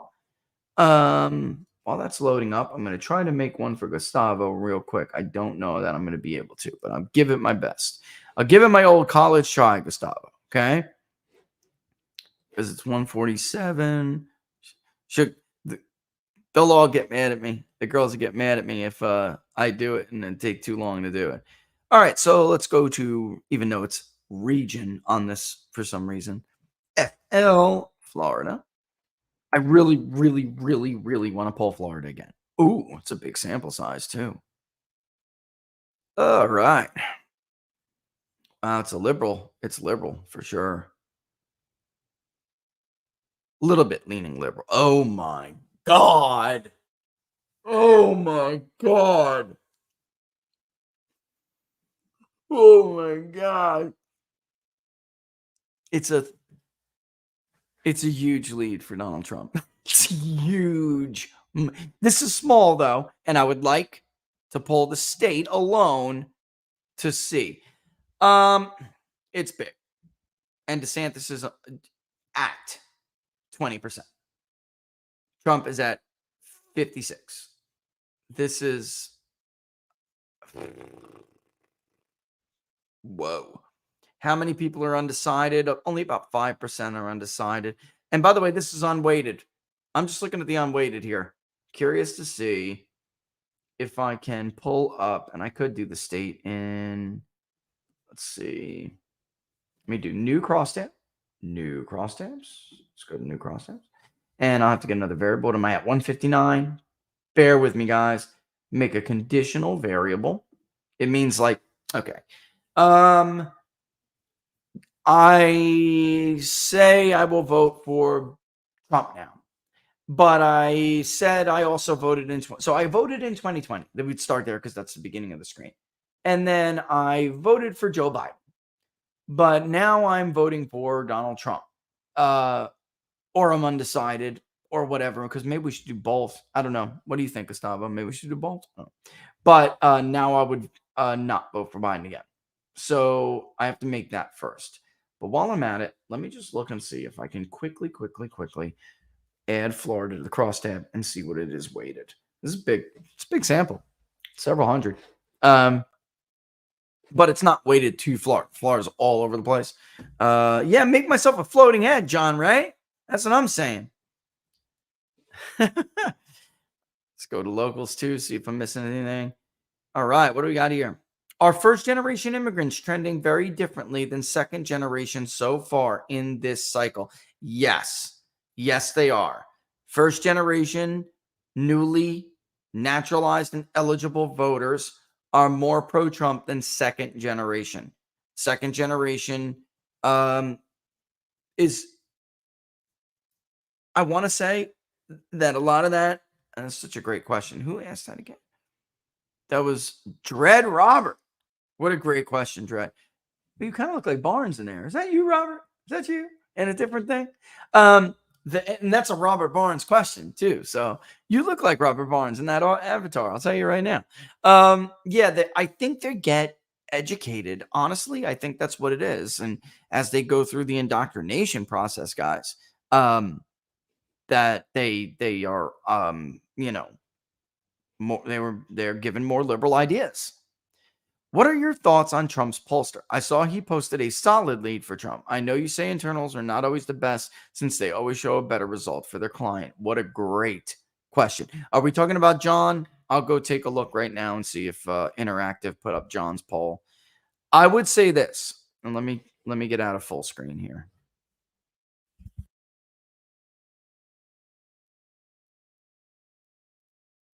I would say this. Some internal pollsters are better than others, for sure. I just think, I can't say anything bad about people, but woof. Even in morning consult now, even in morning consult,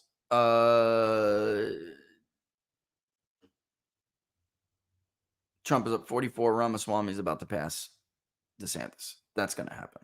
It's gonna happen. Pre-debate, post-debate. That's a DeSantis poll. I don't care about that at all. They are. I have caught so much crap with them. It's not even funny. 538. Wow, that's funny. Trump +3 against Biden. +52 in the nomination. I'm retweeting that one. That one's a solid size poll. The other ones aren't. It's like a little bit of a joke. 400 registered voters. Is that, what the hell is that? Like, I'm sorry. I'm not going to say that. I was going to say something bad and dirty, but I'm not. Laura, I promised I would try to do better with my mouth, so I'm not going to. But things bigger than that. 400 registered voters. What a friggin' joke. You can speak to the same people, the same kind of people. We call them duplicates. It's not a duplicate. It's like I might as well have spoken to the same person 10 times. That's basically what I did. Ledger, it's for the New York Post, the Republican primary debate. So after the debate, Trump rose to 61.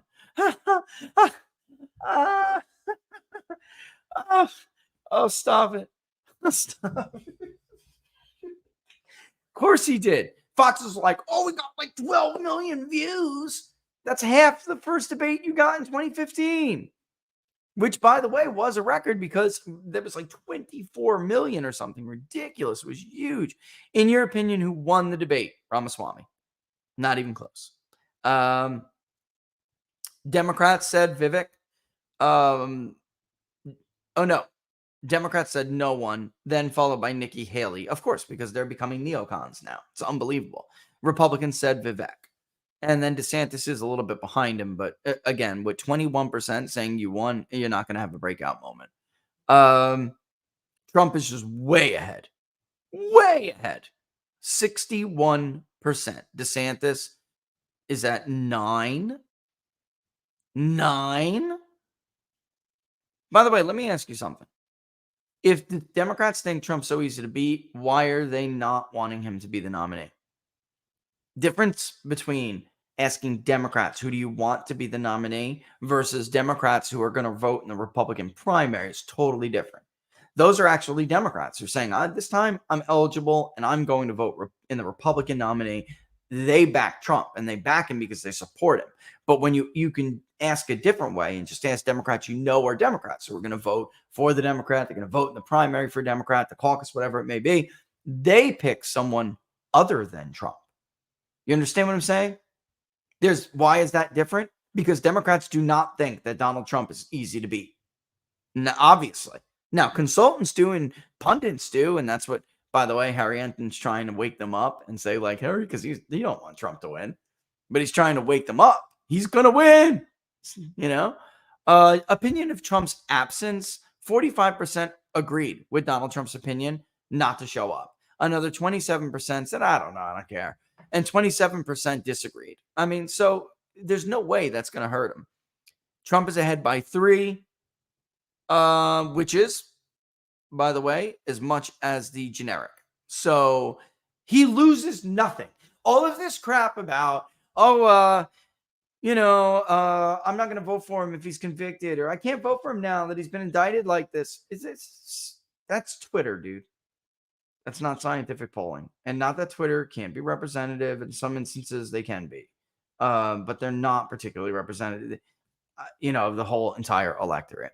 It's real people most of the time. I mean, or at least that's maybe not even, I haven't looked at Pew's latest on that. But the crap that's constantly pumped up and pushed is just not real. Wow, it does look like,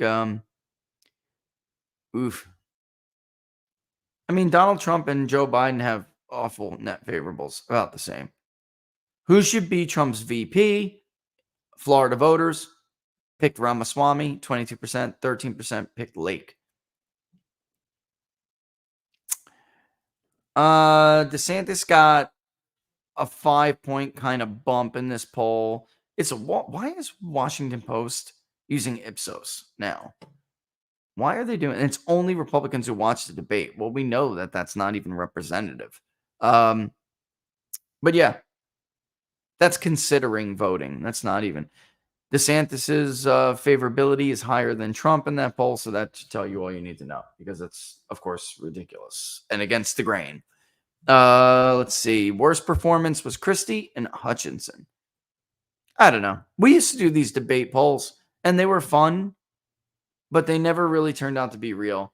And to get back to the question about, I imagine you're talking about John McLaughlin. I don't know. I haven't seen the poll. I do always, though, take, and who said that again? Dread Robert. Oh, no, nope. D. Weege. I do always take what they say with a grain. I do. I don't like to wholeheartedly swallow internal campaign polling. I just don't. Never did. Some pollsters like to give their clients a little bit more rosier predictions. Some like to give them more negative predictions. the polls you see publicly are usually polls they're happy with and they agree with. The ones you don't, that's where it is. I'm trying to get this up. It's already 1:58 and I was supposed to end like 5 minutes ago. I'm not going to be able to do it for Gustavo and everyone, but that's a great idea, Gustavo, and I love it. I'm going to do it. Listen, bottom line, let me close out with a statement here. Republicans suck, and they cannot win a general election for president. They just can't. It's not just my polling data and others' everyone else's polling data almost showing that. There have been 4 election cycles in the last there have been 4 election cycles. Of the last 4, because we always use the 4-cycle average, of the last 4, 2 Trump was on the ballot, 2 Trump was not on the ballot. The 2 Trump was on the ballot, Republicans across the board, including him especially, overperformed the polls, and they did better than expected. The 2 with Trump on the ballot, they underperformed and did worse than expected. Or not underperformed the polls, underperformed expectations, because in 2018, the polls were still garbage. In many places, Republicans still did outperform the polls. Florida, Indiana, Missouri, Kentucky, even not Kentucky, Tennessee, pretty clearly. But they still didn't do well in the House, and they got clobbered. In 2020, they weren't supposed to do well in the House. They were supposed to lose and get killed, and that did not happen. Okay. Yeah, when it's weighted, just to give you guys an idea, Florida, Trump goes up to 59, and DeSantis goes up a little bit too, but he doesn't go up enough to round him out of 20. So he's at 20, Trump is at 59. That's a huge, huge lead, 39-point lead. I'd love to pull Florida to see if that is the case. Very few people remain undecided, about 4%. Someone else gets like nothing, literally. Honestly, Vivek is only a few responses behind him. It's honestly not that far away, which is a total embarrassment for the sitting governor of the Sunshine State. But again, indicative of what we're talking about. They can't do it. They had the coalition that they always dreamed of. All they had to do was embrace it. We're going to go into more detail about this next week. There's so much to talk about here. But this is the first episode, the start of the Trump or bust, inside the Trump or bust vote. And we're going to deal with it in a lot more detail. I love Gustavo's idea, by the way, too. Love it. And we'll do it. All right. We'll talk about polling Florida. This weekend, I'll probably design a survey and we'll discuss it and then get it out there again. I really would love to. Oh, Barris, quick. Sega Genesis or Super Nintendo? Growing up, inquiring minds want to know. Oh, what a tough question. Why'd you do that to me? Laura, Sega Genesis or Super Nintendo? Hold on. Let me ask her. Yeah, just that's it. When you were gone, which one you like better? Sega Genesis or Super Nintendo? Oh, you're Super Nintendo? Oh, man, I gotta be honest. Because I really love, Jonathan, I really love the original remake of The Legend of Zelda on Super Nintendo. Loved it. But for a lot of other games, I think I played Sega Genesis more. It's just that I was a big fan of Zelda, and I loved the remake of that Legend of Zelda. I forgot what it was even called, but oh, wow. Legend of Zelda Super Nintendo. Let's see what it was called. I got to get it. I got to get this. A Link to the Past. Wow. I just looked at that cover and had a flashback. Do, do, do, do, do, do, do, do, do, do, do, do, do, do, do, who loves it? Love it. That may be the best theme song ever for a video game. Does anybody have a better theme song than The Legend of Zelda? That was awesome. Awesome. You know what? I think I want to learn how to play that on guitar. I'm going to figure this out. Should Trump have not posted bail and just stayed in jail like a political prisoner? He's got to get out. He has to get out. For all, yeah, Jonathan, just so dope. But I would say overall, the rest of it, Sega Genesis, I think. Laura and I really did like Sega Genesis. There was also several things. There was some sports games we liked, but there was a lot of stuff with Sega before Super Nintendo. I don't know. Nintendo was like a niche. And I felt like as I got older, especially, Nintendo was like still very kiddie, and their games were very kiddie, except for Zelda. I love Zelda. And Genesis had more mature content. And that was before some things came later. But yeah, wow. So yeah, with that in mind, I'm gonna have to go.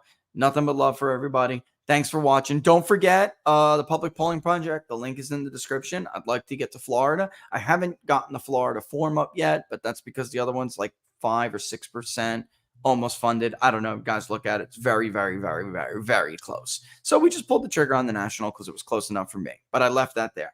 Don't forget to join the locals community. peoplespundit.locals.com. peoplespundit.locals.com.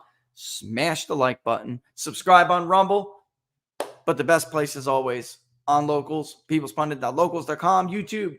Thank you so much for your memberships. Use the code to get over to Locals. All right. You'll just get more out of it. And then, if you want to say that's fine too, whatever. But I do encourage people to go to Locals. And there's going to be a big integration with Rumble soon. I'm probably not supposed to open my mouth about this, but I'm going to. There's going to be a big integration with Rumble soon. So, like how we have people on Locals, we have supporter-only streams, and there'll be things that we're covering that's supporter-only.